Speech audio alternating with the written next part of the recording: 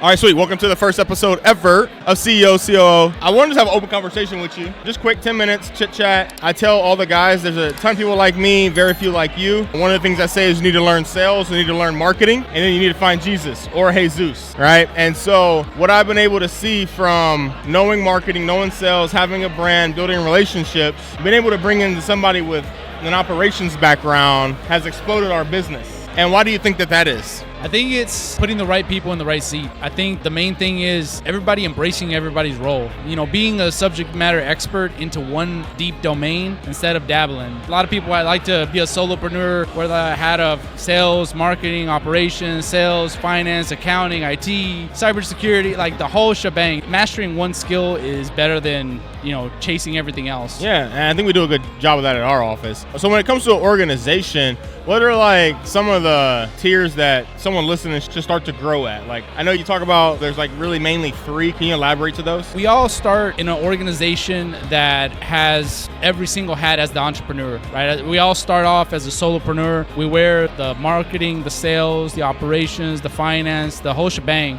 And not only that, but we wear the manager of self hat. We wear the manager of others hat, right? We wear the manager of managers hat, right? So we're wearing multiple hats and multiple roles and multiple responsibilities. So there's 3 types of people, right? People that want to have passive income, and people that want to build a small organization, and people that want to build a big organization. Ask the question, who do you want to be? Do you want to be a small business? Do you want to be a mid-sized business? Do you want to be a big business? Knowing thyself is something that I believe Socrates says. So I think that it always starts with knowing thyself. Okay, that's very good. What are the 3 layers of how someone should build an organization? 3 layers of how somebody should build. So, there's manager of self, which is someone that just focuses on their role. There's the manager of others, right? Like an acquisitions manager, a disposition manager that has direct reports, right? So you're managing others. And then being an executive, being a manager of managers. Those are 3 tiers, 3 levels with 3 different skill sets and mindsets. So just knowing where you are and where you want to go, and knowing that you need to take those hats eventually off and handing it off to somebody else to wear that hat, sometimes even better than ourselves. And so, in your opinion, makes a good CEO? A great CEO? I think somebody that is true to themselves. Somebody that really loves to shake the hands, really loves to network, really loves to be the face. A lot of people that start a business saying, I want to be the CEO, but you might not be the best CEO. You might be the best COO or the best CFO, right? I think if I were to be the CEO, I think I would be an okay CEO. Okay. What's your title then, and what are you good at? So I'm the COO. I think I'm going to be a world-class COO. I think I'm good at it. I'm, aiming every single day to be great, master my craft, be a industry leader in operations. So explain to people, because you're a bad motherfucker, right? So explain to people what a COO should be doing. The COO is the glue. The COO loves empowering people. A COO loves getting a mess and putting it all together, defining the puzzle pieces, moving the puzzle pieces, putting them together and creating a masterpiece, right? A masterpiece being from a department to a division to a company to multiple companies. You are the architect, right? You're designing it. One of the funniest things that I think people haven't realized is they see an organization chart, right? Like we have a big org chart for our company.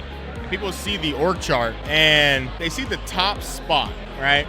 And they see, CEO, I'm on top of this organization. This is where I'm supposed to be, right? Because I'm the boss, I created this shit, this is my thing. They couldn't be more wrong, right? That is not really the top spot. It is in a picture, but the person that actually gets the stuff done is the COO, right? Similar like this, like a little quick hot seat with my man Ryan Jackson earlier, and he had some bottlenecks in his business, right? He was running comps or something, and he's the CEO, and I'm like, problem, right? It's bottleneck, right? Because that's not what you're supposed to be doing. And I think people will assume that you can have all the roles and responsibilities and stuff wrapped up into one if you're the boss. And it's like, no, you need to be a good manager of managers, learn how to delegate, and learn how to lead and manage.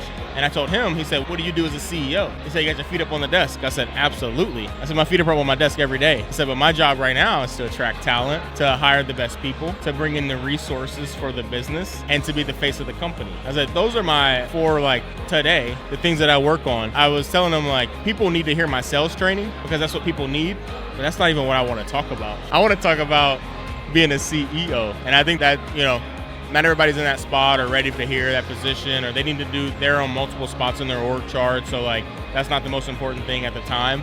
And I was like, it's funny because when you teach, you gotta teach people what they need to hear, not what you know and where you need and where you're at.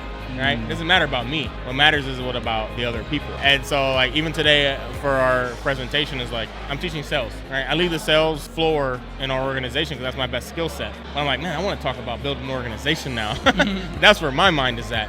So for people that are coming up, it's you will build the organization, but learn all the skill sets in the seats that you sit in, because you might not be the best CEO, but you might be the best sales guy. You might be the best dispo guy. You might be the best TC, right? You might not be the best CEO.